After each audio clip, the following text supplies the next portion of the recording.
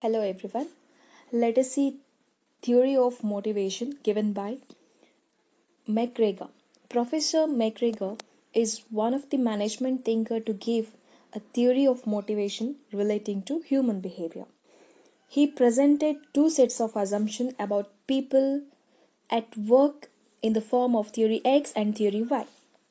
Theory X presents traditional views and theory Y presents modern views based on behavioral science. Theory X is a negative view of human nature and theory Y is a positive view of human nature. So now let us see theory X. This theory is based on traditional views and it has following assumptions. First, the assumption is people by nature do not work, they avoid it and they hate working. People by nature do not work. That means average human being is inherently lazy by nature and they desire to work as little as possible and they dislike the work and they will avoid it if they can. That means they'll consider the job as burden. Every time they'll have excuse for not doing a job. They make time pass in organization as they do not want to work. Then second assumption is people need close supervision at the workplace. People need to be persuaded, threatened, forced, or punished in order to make them to work. They will not work if there is no fear. If there is a fear, they will show a mood to work.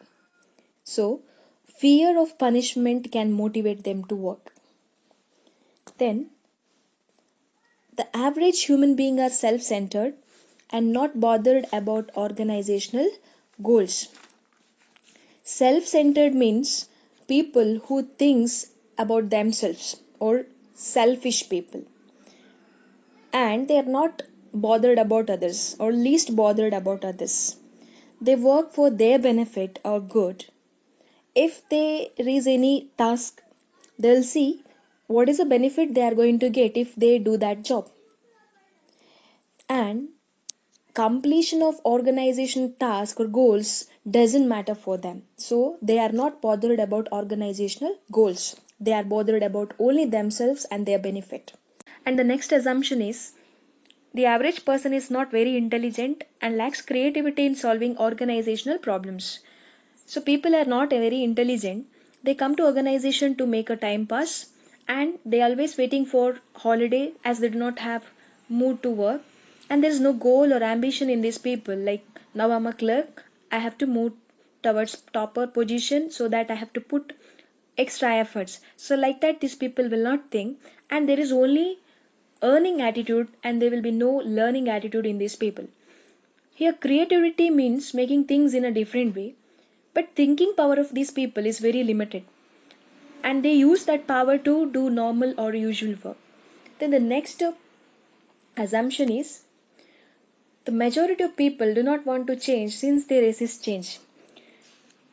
Here people will follow traditional way of work like orthodox. They do not have guts to make changes even if it is good for them. They are not ready to make changes even if that change is going to benefit for them. So they will follow a traditional way of doing a job. And the last assumption is people are not committed and do their job half heartedly.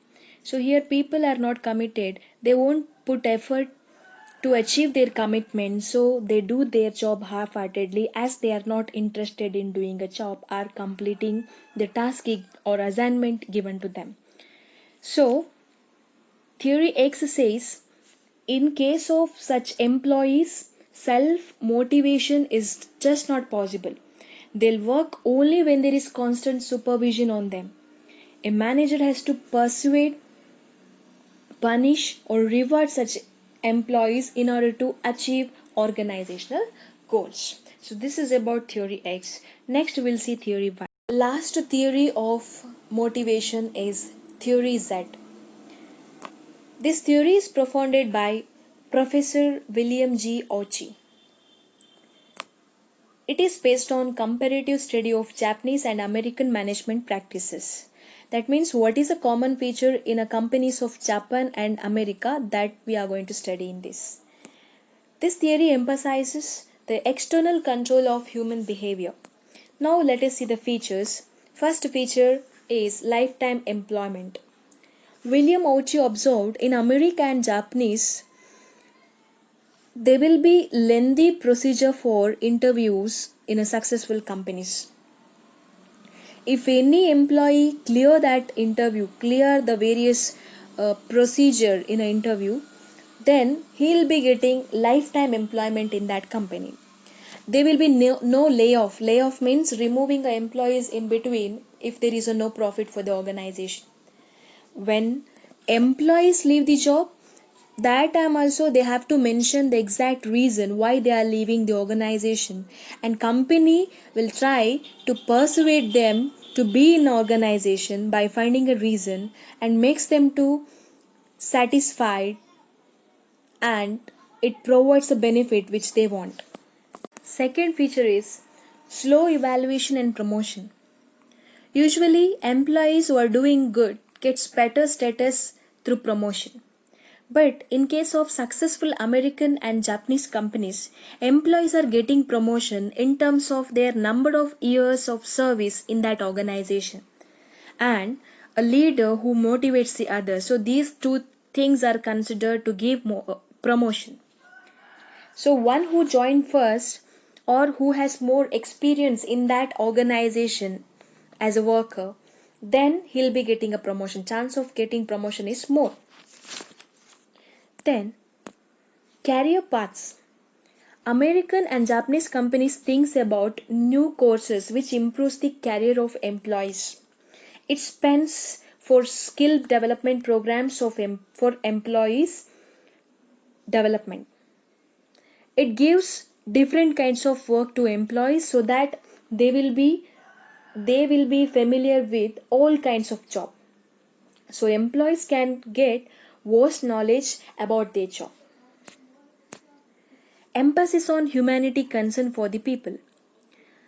It means treating employees as human beings and more than machine.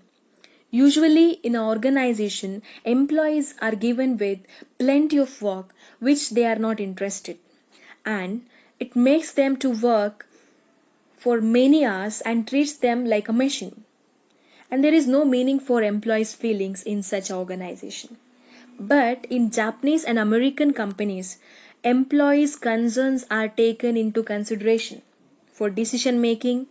Their suggestions are taken for every important matters, and they are taken as a part for important meetings, and it makes them to feel as they are important. Collective decision making.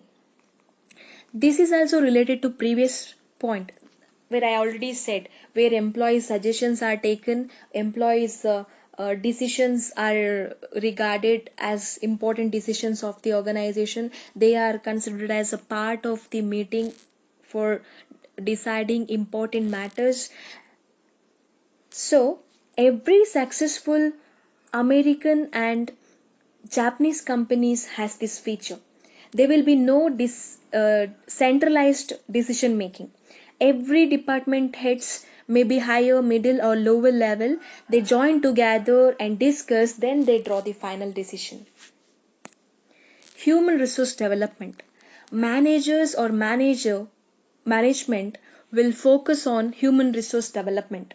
That is good working condition, better salary, innovative reward system or incentive system. So these are to retain the employees in organization for a longer period. They have to focus on their development. The main motto is to give lifetime employment. For that purpose, organization focus on human resource development by having different kind of courses for improving the skills and performance of employees, and it increases their knowledge also. Informal control. It means creating friendly environment where employees develop affection, sympathy, bond or belongingness. Organization gives freedom to employees, so environment, that is working environment, becomes friendly. So there is no formal control, there will be informal control. Criticisms of theory set. First criticism is it cannot be applied in all the countries of the world. It cannot be applied in all the countries because working culture is not same in all the country. It is different from one country to another country. So working culture where in Japan and America it is not there in other country. Lacks empirical research. This theory lacks empirical research, hence the practical utility of this theory is limited. It is not practically applicable. Absence of formal control. There is absence of formal control and that may lead to operational problems making delegation of authority more difficult. Lifetime employment. Lifetime employment concept cannot be implemented practically as aged employees are unproductive and cannot be retained for long time. Horizontal promotion. Horizontal promotion of the employees is not an easy concept since a skill required for a particular job cannot be transferred from another job. Thank you.